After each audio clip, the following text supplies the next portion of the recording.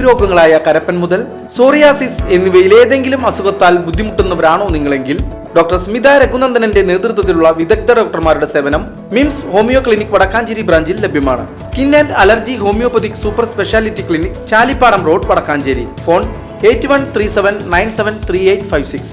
രാജ്യത്തിന്റെ 76ാം റിപ്പബ്ലിക് ദിനത്തിൽ പള്ളികളും വിവിധ സംഘടനകളും പതാക ഉയർത്തുകയും മധുര വിതരണം നടത്തുകയും ചെയ്തു. രാജ്യത്തിന്റെ 76ാമത് റിപ്പബ്ലിക് ദിനം കരുതക്കാട് ജുമാ മസ്ജിദ് നൂറുൽ ഹുദ മദ്രസയിൽ വിപുലമായി ആഘോഷിച്ചു. രാവിലെ 7:30 മഹല്ല് പ്രസിഡന്റ് മൊയ്തീൻകുട്ടി ഹാജി പതാക ഉയർത്തി. നൂറുൽ ഹുദ മദ്രസ സ്വാദർ ഷഫീഖ് ദാരിമി അധ്യക്ഷത വഹിച്ചു. മഹല്ല് ഖത്തീബ് ഉദ്ഘാടനം ചെയ്തു. SKSBV സഫ്വാൻ പ്രതിജ്ഞ ചൊല്ലിക്കൊടുത്തു. മഹലിന്റെ legal adviser advocate Muhammad Shafeeq മുഖ്യപ്രഭാഷണം നടത്തി.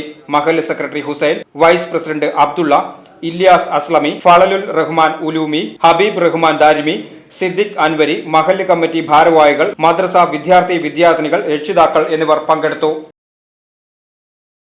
റിപ്പബ്ലിക് ദിനത്തോടനുബന്ധിച്ച് ചെമ്പോട് മഹല്ല് കമ്മിറ്റിയും SKSSF ചെമ്പോട് യൂണിറ്റും സംയുക്തമായി റിപ്പബ്ലിക് ദിനവും വിദ്യാർത്ഥികളുടെ ബാല ഇന്ത്യ തീർക്കുകയും മധുരം വിതരണം ചെയ്യുകയും ചെയ്തു.